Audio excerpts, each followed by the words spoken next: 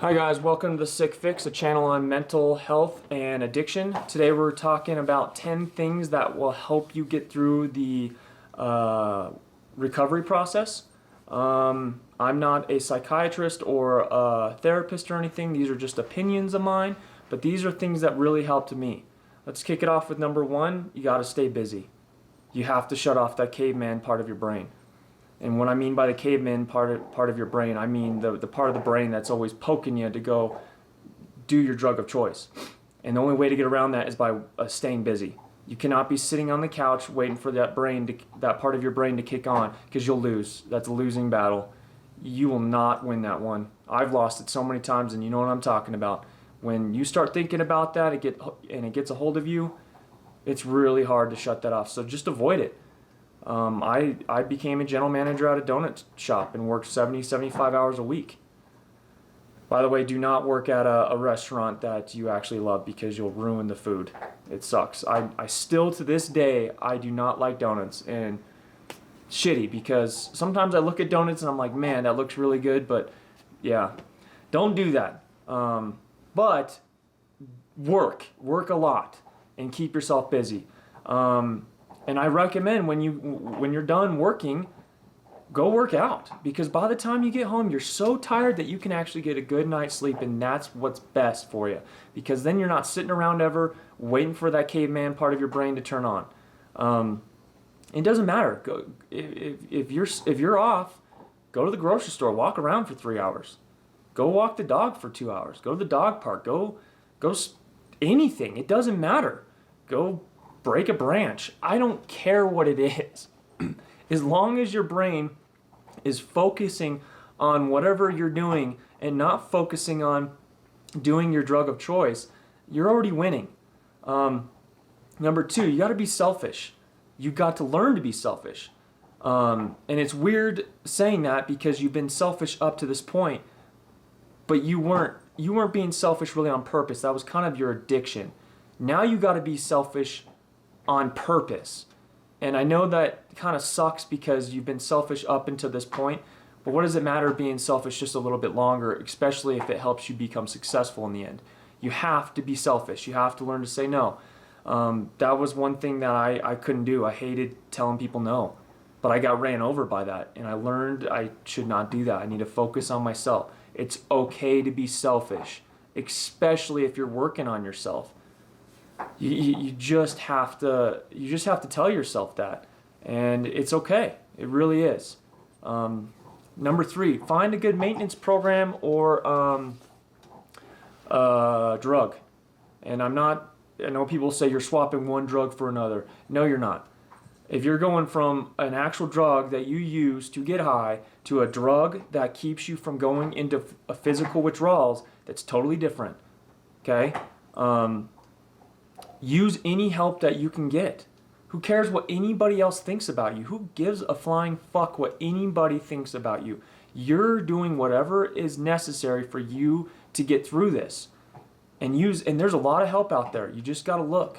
Take all the help. And I know a lot of us who have gone through addictions do not like to take help, but you got to switch that thinking around. You have to take help. It is okay to take help. And one thing I really recommend is finding, and I know this doesn't apply to some people, because if you're an alcoholic or whatnot, there's not usually a maintenance drug out there, but see, if there's anything out there that can help you, take it. I'm not recommend going into a methadone clinic and starting, taking methadone. Look at your options, talk to some doctors, see what's best for you, because I'm on a maintenance drug, and it's awesome, because now I don't have to fight that physical withdrawal. Because I'm telling you, if you try to fight that physical withdrawal, you'll lose. And I know I'm being a little negative here, but I'm being blunt, and I'm very blunt. I don't like to sugarcoat things, because it doesn't do anybody any good. I'd rather give you the harsh truth of the matter. So try to find something that can help you get through the physical withdrawals. That way you can focus on being busy. Number four, you have to weed through your friends. You have to put your friendships on hold. Your shitty friends will leave, which is good, and your good friends will wait for you at the finish line.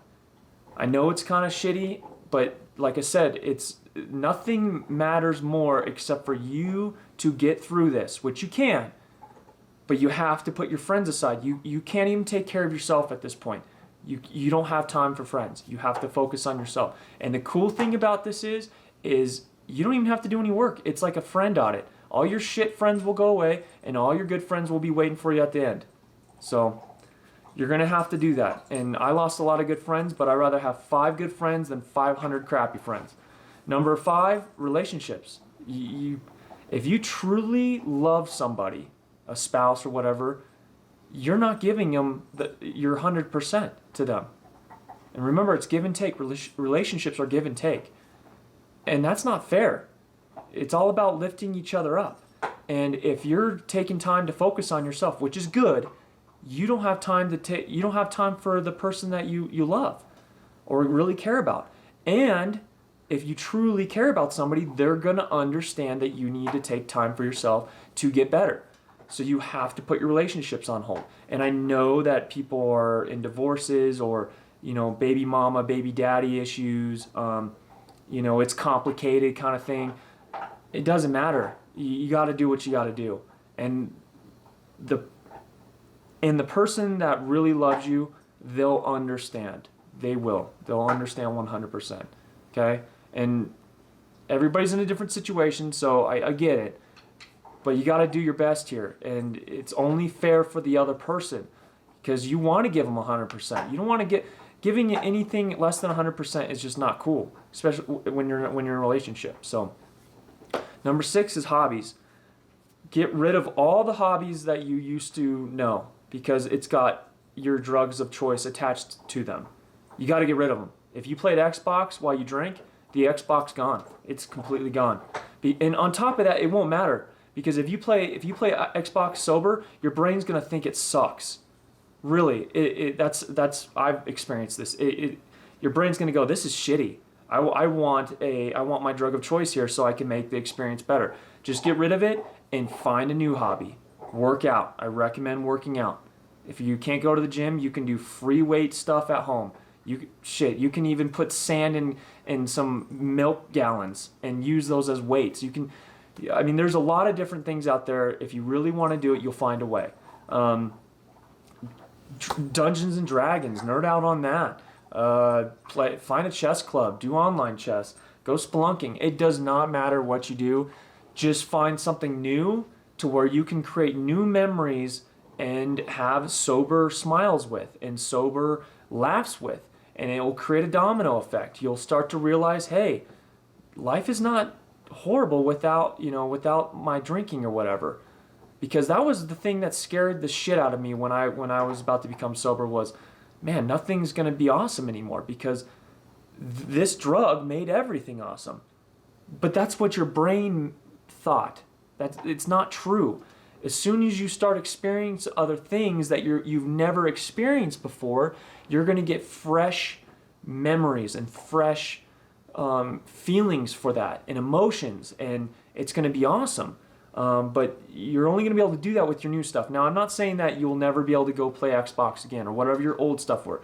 You just can't do it now. That's going to be down the road. Number 7 is music.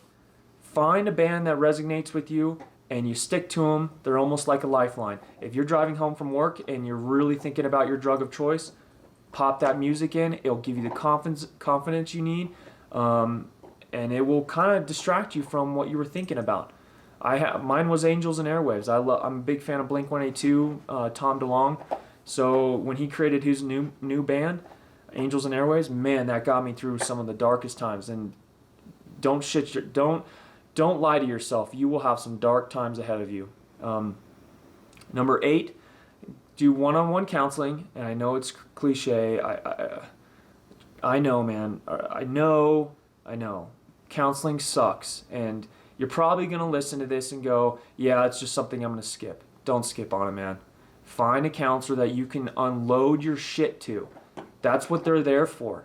You can just unload, you can just throw up every word you want to on the table and let them deal with it. And they will. Their whole point is to chisel on keep knocking pieces off of your hard exterior to get into that very vulnerable area so they can actually work with it. That's their job. Also, go to group counseling. That way you can actually hear other people that are going through the same thing that you're going through, because trust me, it helps your psyche out so much knowing that you're not the only planet going through the shit. Trust me on that. It's going to be so good. So go do those. I wouldn't skip on those. And because when I first was going through my recovery process, I did. And then when I realized how important they were, because I started showing up, man, I never regret it. It definitely helps a lot. What are we on? Number 10. So I guess there'll be another one. No, we're on number 9, but there will be an extra one. Get a sponsor. I didn't have a sponsor, but that's your lifeline. That's your lifeboat. That's something, if it snowed 3 feet outside and you can't go anywhere and you're locked inside, or just like what's going on with the pandemic, you have a lifeline. Because you have nowhere to go, so your brain starts thinking about the thoughts that are bad, you have somebody to call up right away that they'll always answer you and help you sort through this stuff. So get a sponsor.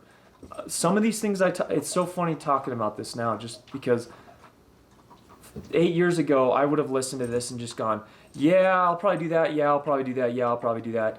No. And yeah, probably on that. It's just funny how the tables have turned, or the turntables have turned, or whatever Mike Scott says in The Office. But anyways, number 10, animals. Don't recommend animals, just like relationships, until you've gone through a good portion of your recovery process. I'm a hypocrite because I did have one, but at the same time, I was living with my dad, so if I had lost my job, she still had food and she still had a roof over her head. So I guess it depends on your circumstance, but definitely don't go out and get a dog or a cat while you're going through this thinking, oh, this will help me. Because instead of it helping you, you're just adding more to that big old plate that you're trying to balance. You want to take as much off of that as possible. And it's not fair for the animal.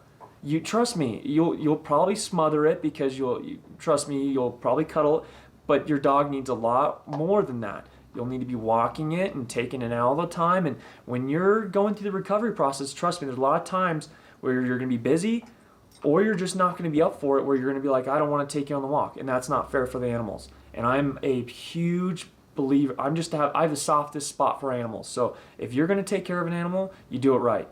And if you're going through the addiction process or recovery process, don't do it. I think this is number 11, whatever it is.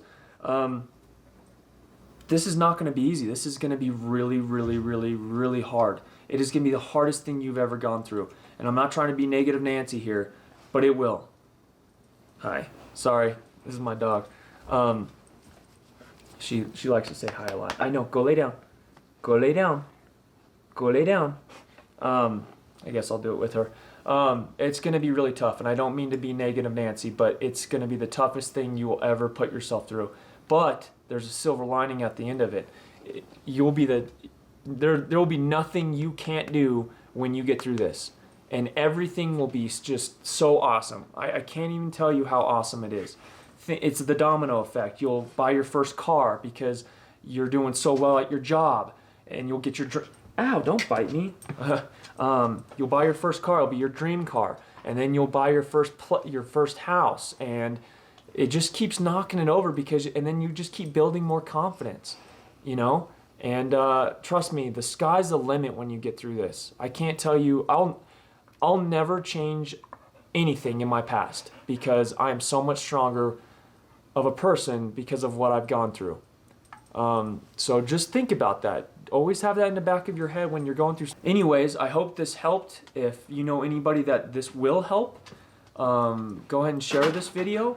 If you enjoyed it, give me a thumbs up. If you have any thoughts or comments or any ideas on upcoming topics, let me know. I don't know if I'm going to keep doing this, but if I get the if I get the thumbs up, you know, counts and all that, I'll understand that that's what you guys want and you want to hear more, so I'll keep making it. But let me know. But anyways, stay strong, keep fighting, and catch you guys later. Bye.